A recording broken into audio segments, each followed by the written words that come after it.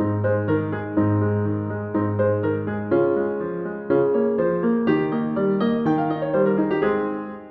everybody. Merry Christmas. And today is week one of my holiday movie recaps.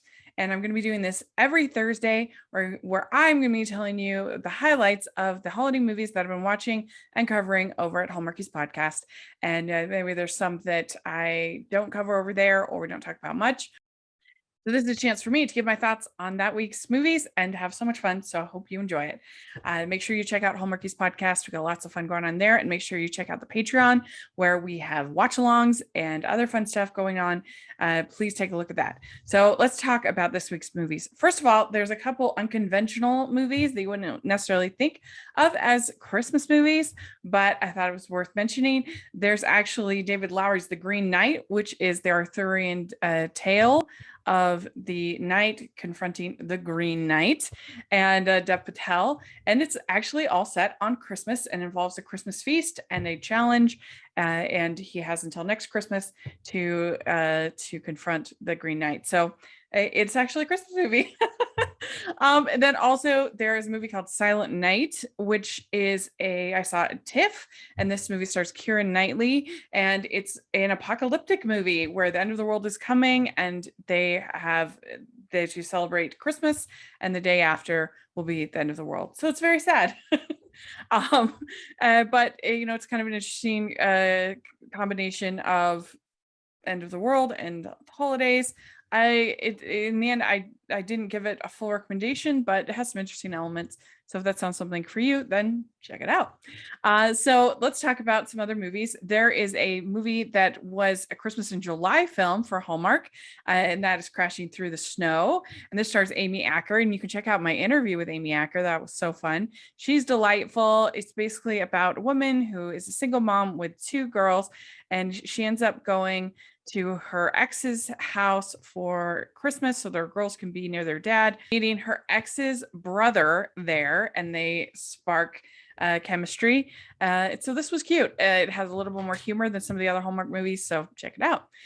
Then we have See You Next Christmas. This is going to be video on demand on the 9th. I actually interviewed the director and writer, Christine Weatherup. That's going to be coming on Hallmark's podcast because I enjoyed it so much. Basically, they're these two people. They have these friends that host this holiday party every year called Happy Clarkmas, and they meet each other every year at Christmas, and their attraction is undeniable, and you get to see their relationship kind of play out every year at Clarkmas.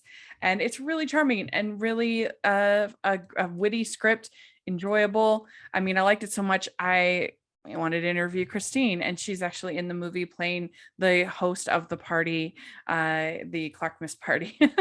So I thought this was definitely enjoyable. I really liked the ending. I liked the chemistry. It's definitely made on a small budget, but I would definitely recommend checking it out.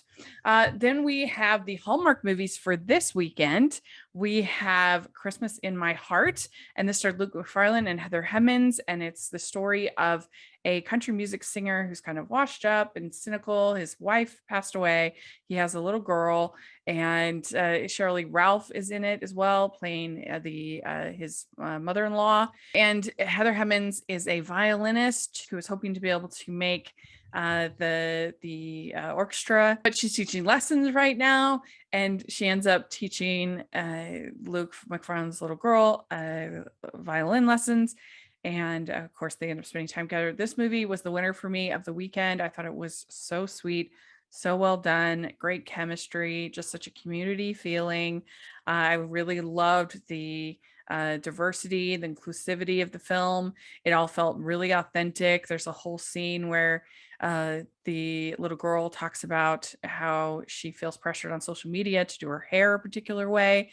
And then her and Shirley Ralph have this conversation about the different ways that she could do her hair, and all that felt very authentic and very sweet. And I just really enjoyed this film. Is like the heart of what you want in a Christmas movie. Then we had the Santa Stakeout. This was on Hallmark Channel, and this stars Paul Campbell and Tamara Mowry Housley. And this one was really funny, and it's just so interesting because the whole movie is basically set in two houses. It's almost like a little play in a way, because there's these detectives that are spying on this man that they think is a burglar. and it had a lot of humor. It was very funny. They had, I think, good chemistry. The romance was like less of an important element in this one. It was more about the job and their gaining confidence together and getting to know each other. And it was charming and a real neighborhood feel. And so this was very fun. I enjoyed it very much. Then we have The Boyfriends of Christmas Past. This was kind of a take on Christmas Carol, but it's a girl and she ends up getting kind of haunted by these dreams of her ex-boyfriends, and they don't really explain the mythology. It doesn't really matter, but she has this friend that she's totally friend zoned, this guy named Nate, who's like the perfect man. And you get to see him supporting her through all of these boyfriends and these failed relationships. And he is like, he's doing all this work at this community center. And she can be a little bit unlikable to me, but overall, I still enjoyed it. It was something new, it was something different. I got to interview Ish Morris for this, and he was great. He plays one of the boyfriends, and has Paul Soon Hung Lee, who I absolutely love, and Kim's Convenience. So that was really fun as her father. I thought they had really good chemistry. And overall, it was a sweet movie and it was something fresh and different. I enjoyed it. And I do think there was chemistry between Nate and Lauren.